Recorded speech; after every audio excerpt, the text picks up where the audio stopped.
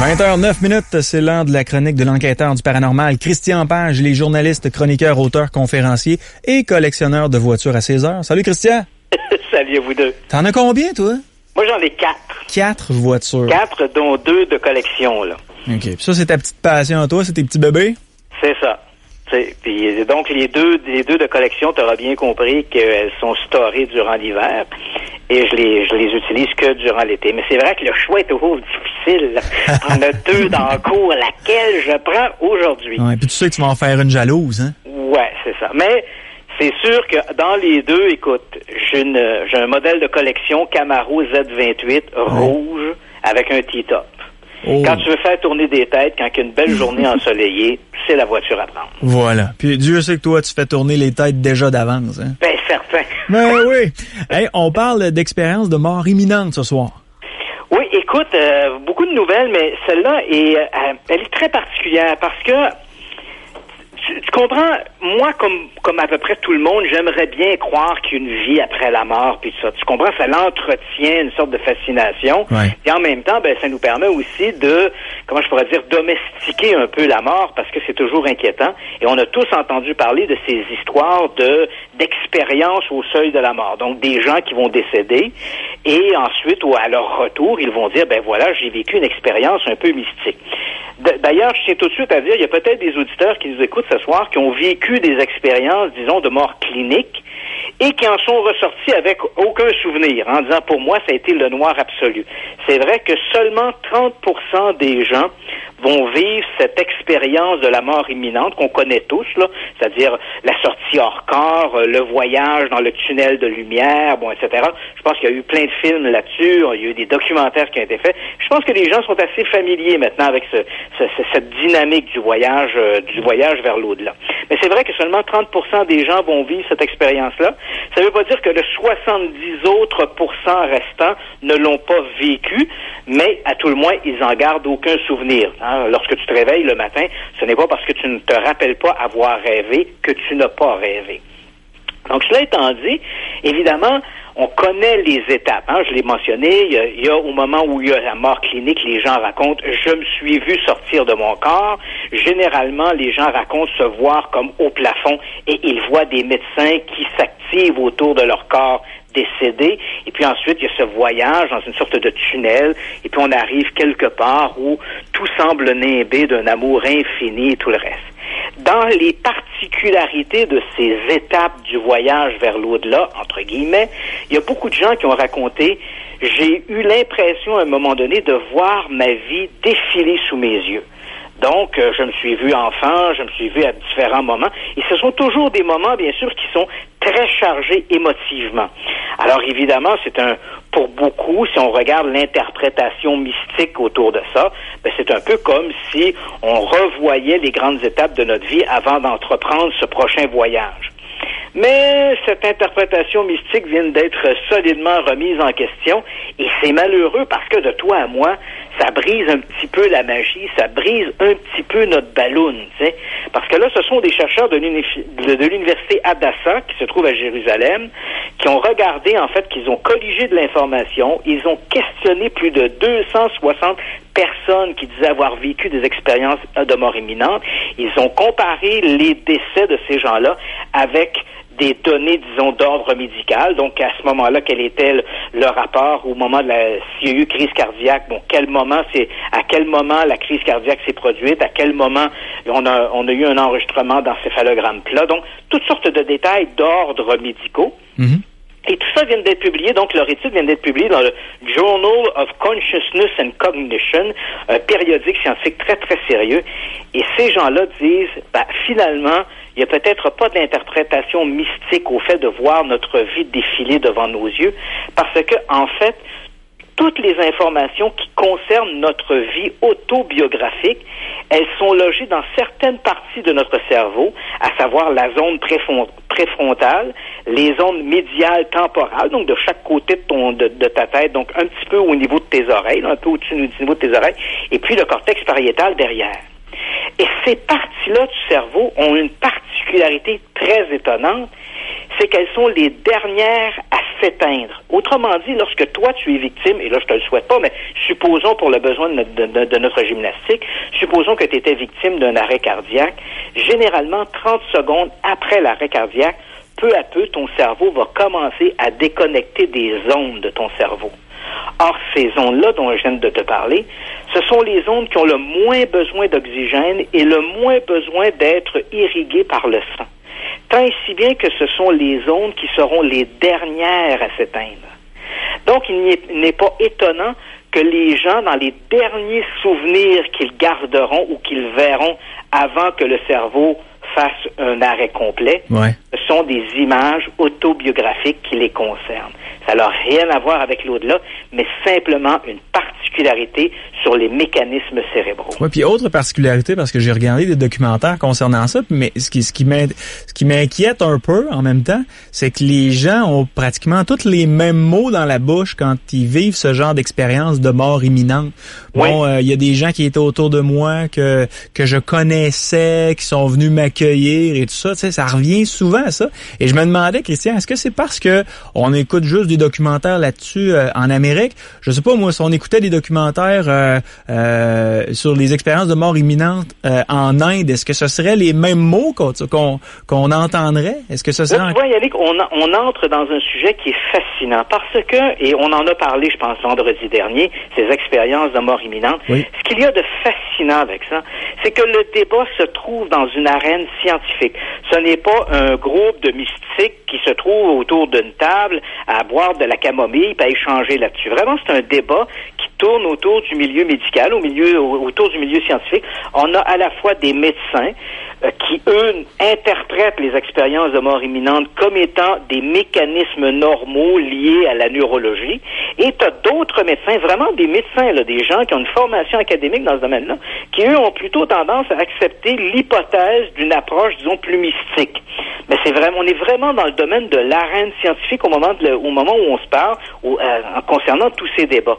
Et pour en revenir à ta question, et ça, c'est fascinant, c'est-à-dire que les expériences de mort imminente, elles sont identiques partout à travers le monde. Que tu prennes des gens, par exemple, en Inde, que tu prennes des gens au Japon, que tu prennes des gens en Union soviétique, ou même que tu prennes des gens dans des communautés, des petits groupes, des peuplades, disons, entre guillemets, primitives, comme on peut en retrouver, par exemple, en Nouvelle-Zélande ou encore en Amazonie. Ces gens-là vont te décrire des expériences, évidemment, avec leur vocabulaire, et vont décrire des expériences relativement semblables, sinon identiques. La seule chose qui change entre ces différents groupes d'individus, c'est l'interprétation. Donc, tu comprendras que pour quelqu'un qui a grandi dans une culture judéo-chrétienne, l'être de lumière qui risque de se manifester, parce que dans les expériences de mort imminente, la dernière étape, c'est ce qu'on appelle la rencontre avec l'être de lumière. Donc, lui arrive et il dit à la personne qui vit l'expérience, qu'on appelle entre guillemets l'expérienceur, il lui offre généralement le choix. Tu as le choix de rester ou le choix de retourner dans ton corps, réintégrer l'humanité. Et cet être de lumière, bien évidemment, si tu as grandi dans une culture judéo-chrétienne, beaucoup de gens vont associer ce personnage-là à Jésus, au Christ, à Dieu. Et évidemment, chez les musulmans, il sera interprété d'une autre façon. Il sera interprété peut-être comme une apparition de Allah ou de Mahomet. Dans une culture, disons, plus hindouiste, il sera interprété comme une sorte de divinité ultime, là, Shiva ou quelque chose comme ça. Donc, l'interprétation va varier d'un groupe à un autre, mais l'expérience elle-même, elle est décrite à peu près pareil pour tous les groupes interrogés. Intéressant, ça. On parle maintenant de la CIA qui a ouvert certains dossiers dans lesquels on peut voir des observations sur les objets volants non identifiés, ou encore on parle du mystérieux projet Stargate. Oui, ça c'est peut-être la nouvelle en ce début d'année. Donc, on le sait depuis quelques années, à travers le monde, les organismes étatiques mettent de plus en plus leurs dossiers à la disponibilité du public. Donc, il suffit par exemple, de googler sur Internet CIA, FBI, ou encore même dans certains cas ici au Canada, tu as différents bureaux, organismes qui ont mis leurs dossiers d'archives sur des sites que l'on peut consulter de manière publique. Et aux États-Unis, les grands services de renseignement, comme j'ai mentionné, le FBI, la CIA, ont fait ça. Et voilà que la CIA, elle, en fait, depuis 2014, il y avait beaucoup de ces dossiers qui n'étaient pas accessibles de manière soutenue en ligne. Ils avaient rendu ces dossiers-là publics, mais ces dossiers-là n'étaient consultables qu'aux archives nationales à Washington, D.C. Et moi-même, je dois t'avouer, pour y avoir été et les avoir consultés, c'était excessivement laborieux. On rentrait dans une petite pièce, il y avait 4 ordinateurs, généralement il y en avait 2 en panne, donc on avait accès aux 2 autres, et là, évidemment, on pouvait consulter des dossiers en format informatisé, mais beaucoup de ces documents-là étaient sur des microfilms. Alors, tu t'imagines comment c'était laborieux, bobine par bobine, essayer de consulter des documents de la CIA.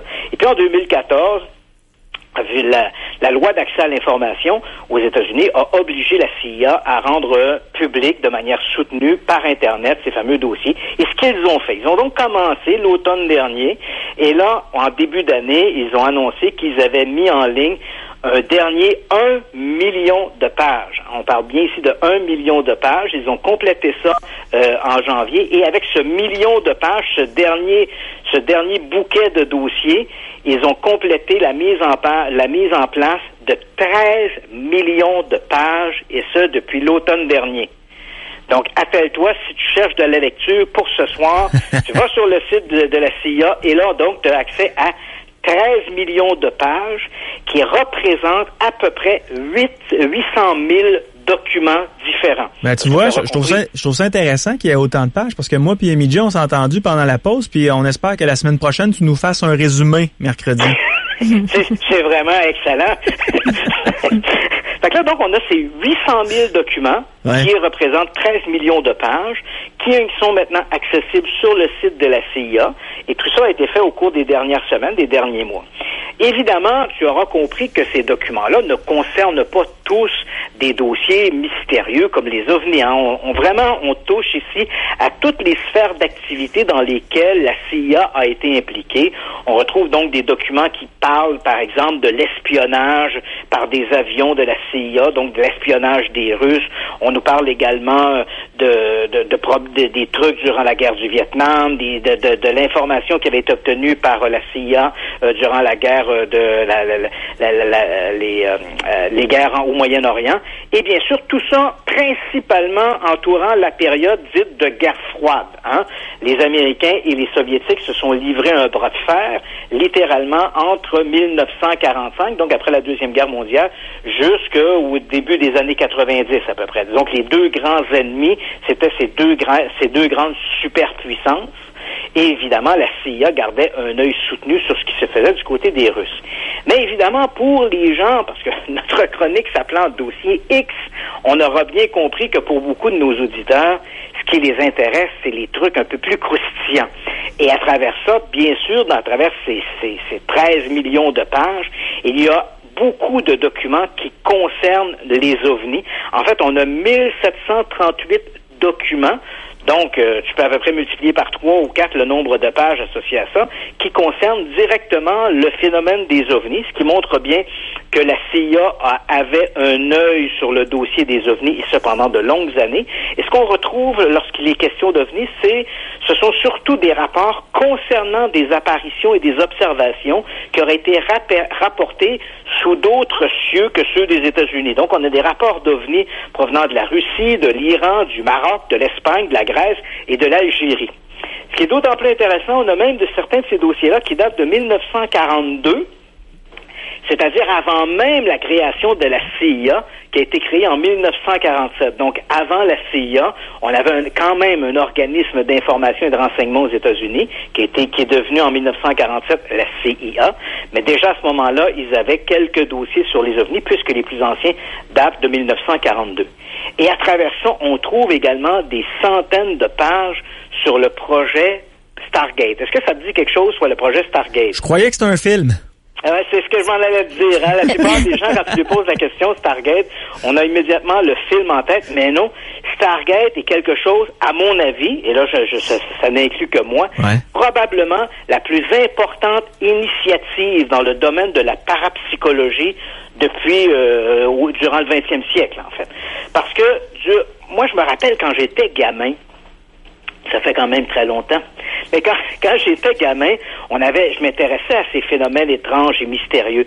Et il y avait toujours cette rumeur qu'on nous rapportait, qu'on nous disait, il paraît que le gouvernement américain utiliserait dans des laboratoires secrets des voyants qui réussiraient à faire de l'espionnage en regardant des photos, puis des documents, puis des trucs comme ceux-là.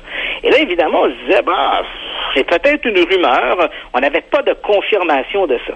Et puis voilà qu'en 1995, la DIA, la Defense Intelligence Agency, qui est un peu la CIA, mais de l'armée, a rendu public le projet Stargate. Ce que l'on croyait n'être qu'une rumeur était en fait la réalité.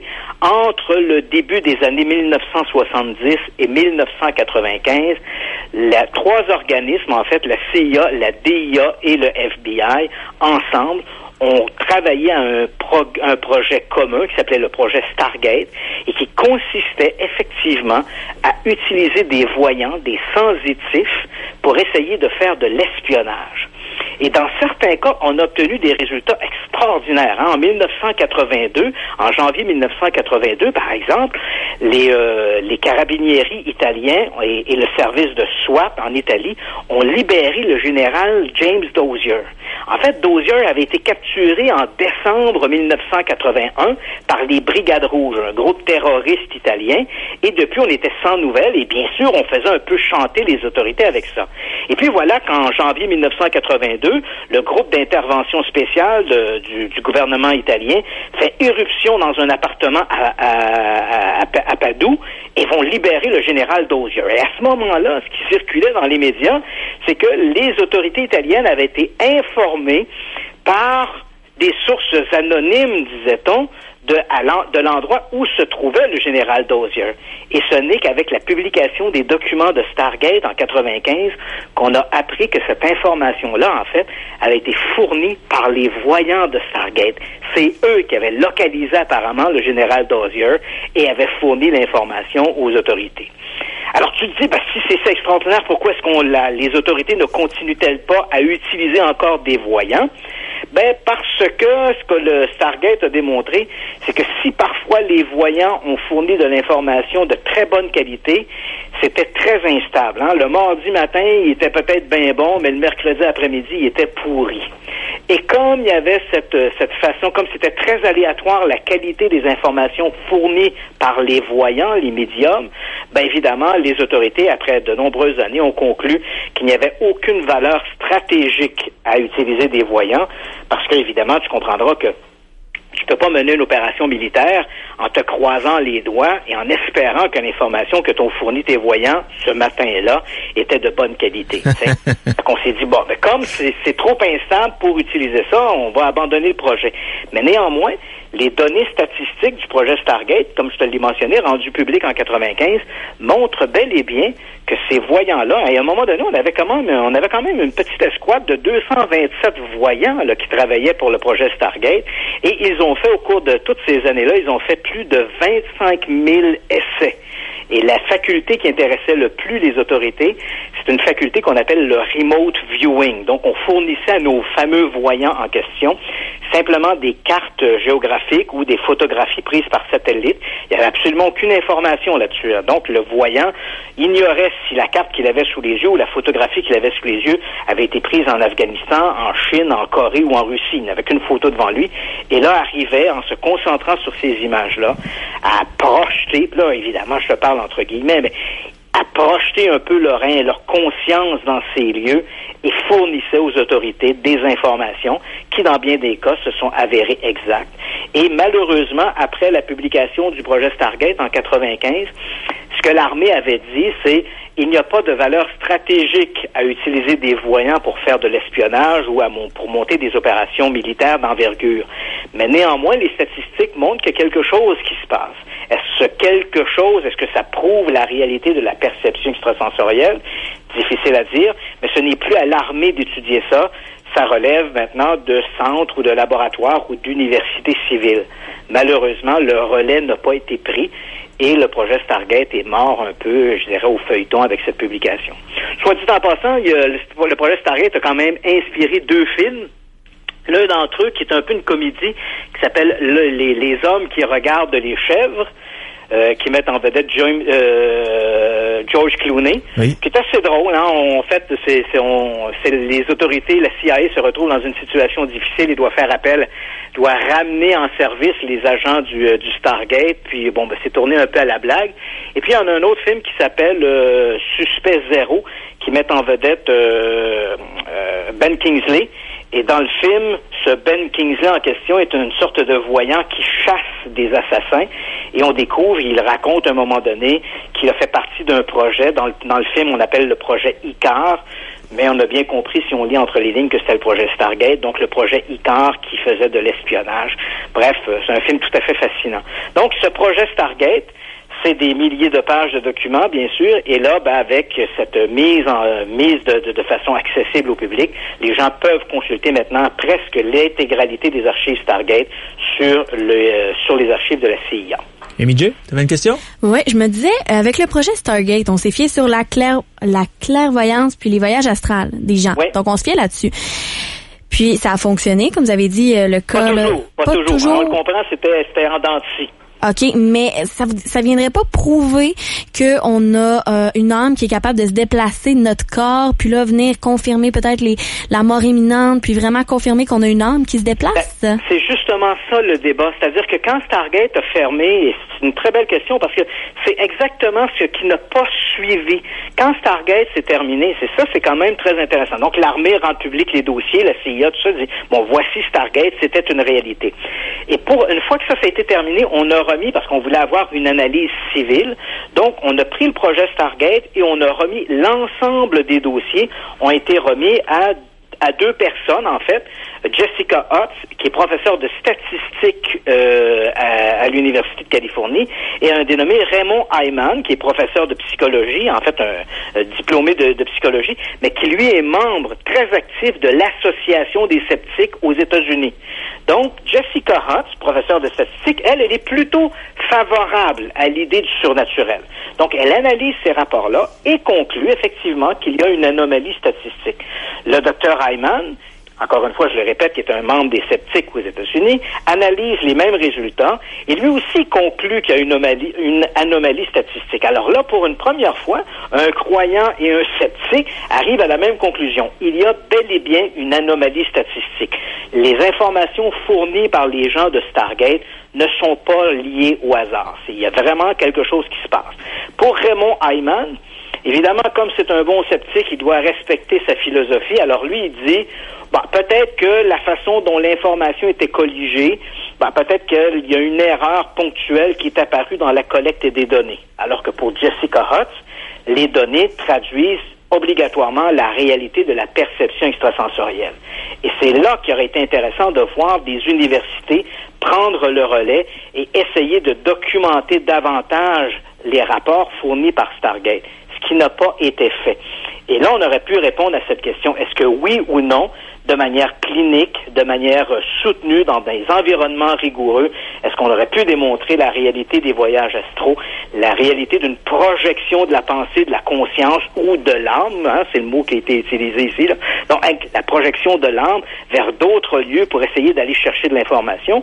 Ici, on peut démontrer que l'âme, ou à tout le moins la conscience, peut vivre en dehors du corps physique, parce que si on fait de ces voyages astraux ou si on projette notre conscience dans un autre lieu, c'est qu'elle peut donc vivre en dehors de notre corps. Alors, est-ce que cette conscience ou l'âme pourrait survivre à la mort physique?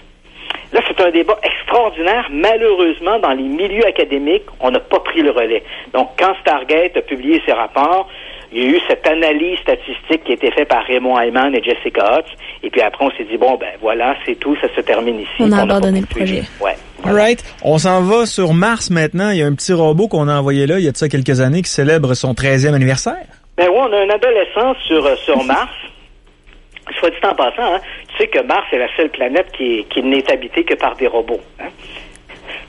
On est dans le domaine de la science-fiction, là. Christian, c'est ce qu'on dit, hein. Ça, c'est ce qu'on dit.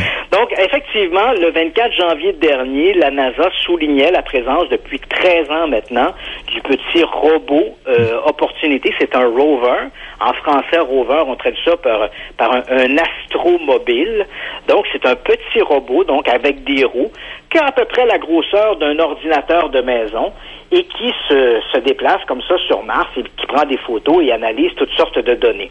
Donc, ce petit robot, ce Opportunity, s'est posé sur Mars en janvier 2004. Il avait été lancé depuis la NASA le 7 juillet 2003. Donc, après un voyage de 6 mois dans l'espace, il s'est posé dans une région centrale de la planète Mars, à Terra Meridiani. C'est la zone où il s'est posé. Il faut savoir que le robot Opportunity avait aussi un frère jumeau, Spirit, qui lui s'était posé de l'autre côté de la planète Mars. Mais malheureusement, Spirit a fourni pendant des années des bonnes informations. Mais en 2010, il s'est enlisé dans une trappe de sable et il a été bloqué là. Donc, peu à peu, les informations se sont arrêtées. Mais Opportunity, lui, se trouve donc là depuis janvier 2004. Et il a transmis, donc, on fête aujourd'hui donc son 13e anniversaire. Il aura parcouru, et là, je te rappelle toujours que c'est un tout petit robot, là. Mais ce tout petit robot, au cours de toutes ces années, il aura quand même franchi 44 kilomètres. Il aura stupéfié le monde en envoyant des images tout à fait extraordinaires de panoramas martiens. Puis c'est quand même fascinant de voir comment on s'habitue à l'extraordinaire, hein? Parce qu'au moment où on se parle, Yannick, faut se dire, on a quand même un robot qui roule en ce moment sur Mars, qui nous envoie des images de ce monde lointain. Puis, on a comme un peu, je pense que les gens ne se rendent pas compte tout à fait de comment je pourrais dire, de l'exploit technologique que ça représente d'avoir envoyé ces robots sur Mars. On dirait que les gens ont regardé des images, puis se sont dit, OK, maintenant on a vu des images, passons au dernier match du Canadien. Mais advenant le cas où on ramène ça sur Terre, là, mon véhicule à moi, qui est quand même un véhicule récent, là, je dois l'envoyer au garage à chaque année. Oui, c'est ça. Pour faire des modifications, pour faire des réparations. Cette sonde-là est là depuis 13 ans, puis elle fonctionne 13 toujours. 13 ans, elle est alimentée évidemment par des piles qui se rechargent avec l'énergie solaire. Et elle a parcouru 44 kilomètres. Elle est autonome, bien sûr, et ce qui est tout à fait extraordinaire, c'est que cette petite sonde, quand même, nous aura révélé deux choses extraordinaires à propos de la planète Mars. C'est-à-dire qu'elle a prouvé de manière indiscutable qu'il y a de l'eau sur la planète Mars. Ouais. Donc, qui dit de l'eau, il pourrait y avoir des formes de vie micro-organique. Et elle a également démontré, par les analyses qu'elle a fait du sol, que la planète Mars a été beaucoup plus chaude dans sa préhistoire qu'elle ne l'est aujourd'hui. Et donc, si elle était plus chaude, l'eau qui se trouve sur Mars, c'est principalement au pôle de Mars, c'est de l'eau qui est gelée, bien sûr, c'est de la glace, mais cette eau-là a pu être liquide. D'ailleurs, les sondes qui sont en orbite autour de Mars ont démontré qu'il semblait y avoir comme des lits de rivières asséchées, comme si de l'eau avait circulé sur Mars en grande quantité. On parle bien d'eau liquide. Et donc, il pourrait exister dans le permafrost de la planète des formes de vie encore micro-organiques. Donc, tout ça grâce à ce petit robot Opportunity qui fête ces jours-ci son 13e anniversaire sur la planète rouge. Oui, puisque tu m'amènes dans l'espace, j'ai le goût de te parler de quelque chose. C'est rare que je fais ça. Est-ce que tu as entendu parler que le Japon veut nettoyer tout ce qui est autour, ce qui est en transition autour de la Terre? Oui, absolument. Ils ont envoyé un petit vaisseau qui est supposé faire le ménage. Puis sur ce vaisseau-là, il y a une longe d'environ 700 mètres qui doit se déployer. Puis ça a pour but de faire descendre les vieux satellites qui ne servent plus à rien. Donc, on fait ralentir les vieux satellites pour les faire descendre dans les orbites de plus en plus proches de la Terre pour que les vieux satellites finissent par décrocher puis se consumer dans l'atmosphère. Mais visiblement, ils ont des problèmes avec le petit robot qu'ils ont envoyé. Mais je trouve ça bien parce qu'on veut faire le ménage maintenant parce que c'est rendu un cimetière actuellement ce qui tourne autour. Est-ce que tu sais combien il y a, grosso modo, là, je te demanderai pas au chiffre près, là, mais combien il y a d'objets qui gravitent autour de la Terre qui sont inutiles? Là? C'est des poubelles. Là. La Terre, l'environnement terrestre est devenu une poubelle. Oui. Combien il y a d'objets? Combien il y a d'objets? Peut-être, je m'avance, là, peut-être 20 000? 500 000. Eh boy! Il y a 500 000 objets qui gravitent autour de la Terre. Donc, et ça me fait toujours un peu rire parce que tu sais qu'on a la station orbitale internationale qui se trouve dans l'espace. Ouais. Et de temps à autre, sur les images transmises par la NASA, on voit comme une petite lumière au loin, un petit clignotement. Et là, immédiatement, les gens qui croient aux extraterrestres ou aux ovnis, tout de suite, c'est « Ah, on a une image d'un ovni ». Parce qu'on avait un petit point lumineux au loin, là, dans l'espace. Attends une minute, là. On a 500 000 objets qui gravitent autour de la Terre. Avant de croire qu'il s'agit d'un vaisseau extraterrestre, ça te tente pas de penser que ça peut être un débris d'une vieille maudite fusée qui gravite là-bas, tu sais. Ouais. Non, c'est tout de suite un engin extraterrestre. Même si il y a une petite lumière qui clignote, tu sais, qui a une trajectoire bien rectiligne. Non, il doit s'agir absolument d'un extraterrestre. C'est vrai qu'avec 500 000 objets autour de la Terre, ça commence à être un problème. Et c'est un problème aussi pour les lancements. Quand on parle de lancer des vaisseaux dans l'espace, je pense que tous les auditeurs sont familiers avec le mot fenêtre de lancement. Mais qu'est-ce que c'est qu'une fenêtre de lancement? Ben, la fenêtre de lancement, c'est l'endroit, c'est la trajectoire que pourrait suivre une fusée sans frapper de débris. Parce que tu comprends que quand on a une fusée qui se déplace à 30 000 km à l'heure et qui frappe 2-3 boulons, ça commence, c'est pas très bon. Mais je trouve ça bien quand même que... Ça fait pire que craquer ton windshield, ça là. Ouais, j'espère donc. Mais je trouve ça bien que le Japon décide de faire le ménage là, pour essayer de... Parce qu'à un moment donné, il y a des fenêtres de lancement, il va en avoir de moins en moins. De moins en moins, elle devient de plus en plus courte. Là, parfois, tu as des fenêtres de lancement qui sont de l'ordre de quelques minutes. Si le lancement est retardé, ben bang, c'est merci, bonsoir, il faudra le refaire demain ou après-demain. Donc, ça commence à être sérieusement problématique. Alors, cette initiative du Japon, effectivement, ne peut être que soulignée avec enthousiasme parce que je pense qu'éventuellement, il va falloir faire un ménage là-bas pour pouvoir augmenter la sécurité des astronautes et des voyages dans l'espace. En terminant, on parle du décès d'Eugène Cernan. Qui était M. Cernan? Ouais, voilà, je te passe rapidement sur cette nouvelle, mais qui est quand même assez importante. Eugene Cernan, c'était, pour te le situer, il faisait partie du groupe Select des 12 hommes à avoir marché sur la Lune. Donc, de ces 12 hommes, il en reste maintenant plus que 6. Hein, on peut dire que le club Select devient de moins en moins nombreux. Il est décédé le 16 janvier dernier à Houston, au Texas. Il avait 82 ans. Et pour se faire quelques notes biographiques, bon, bien sûr, comme la plupart des astronautes du programme Apollo, c'était un militaire. Il avait servi dans la US Navy. Il avait été recruté en 1963 pour faire partie de l'équipe des astronautes. Il a volé à 3 reprises dans l'espace, une fois sur Gemini 9. Les cabines Gemini, c'était des cabines avec 2 astronautes. Ça préparait les missions vers la Lune. Et puis ensuite, il a volé lors de la mission Apollo 10. Ça, c'est très intéressant parce que Apollo 10, c'était vraiment une sorte de répétition avant l'atterrissage historique d'Apollo 11. Donc, Apollo 10 s'est mis en orbite autour de la Lune. Il y avait un LEM d'accroché sur le nez du vaisseau. On a largué le LEM. Le LEM est descendu jusqu'à 14 km au-dessus de la surface de la Lune. Et à bord du LEM, le pilote du LEM était ce Eugene Cernan. Donc, avoir voulu, là, on aurait pu se poser à ce moment-là sur la Lune. On y était, là. On était rendu là. Mais ça faisait pas partie de la mission. Donc, on a rallumé les gaz. Le LEM est retourné jusqu'au vaisseau Apollo. Les astronautes se sont transférés, sont revenus sur Terre. Et puis, finalement, Eugene Cernan a eu droit à son moment de gloire sur la Lune. Il a fait partie de l'équipage de Apollo 17. La dernière mission lunaire en décembre 1972. Il était le commandant de la mission et il a été le dernier humain à quitter la Lune. Donc, à ce moment-là, sur la Lune, il y avait 2 astronautes. Il y avait lui, Eugene Cernan. Il y avait son compagnon, Harrison Schmitt, qui était un géologue. Ils ont passé 3 jours sur la surface de la Lune. Ils ont fait 3 sorties extravéhiculaires, chacune d'à peu près 7 heures. Donc, ils ont passé à peu près 21-22 heures à marcher sur la Lune. Ils ont colligé 110 kilos de roches lunaires et sont rentrés au bercail. Et le dernier homme, donc, a quitté la surface de la Lune. Au début, Harrison Schmitt est remonté dans le LEM. Et là, ça a été le tour de Eugene Cernan. Il a monté les escaliers. Le dernier humain a jeté un regard in vivo sur la désolation lunaire a été ce Eugene Cernan. Il est remonté donc dans le LEM et les astronautes sont revenus sains et saufs. Il a quitté la NASA au milieu des années 70, suivi une carrière dans le domaine privé, mais il a toujours gardé de très bons contacts avec la NASA et avec ses collègues astronautes. Et puis bon, donc il y a 2 semaines maintenant, il est décédé. Et ce fameux groupe, comme je te l'ai mentionné, de ces 12 hommes qui ont marché sur la Lune, il n'y en a plus que 6.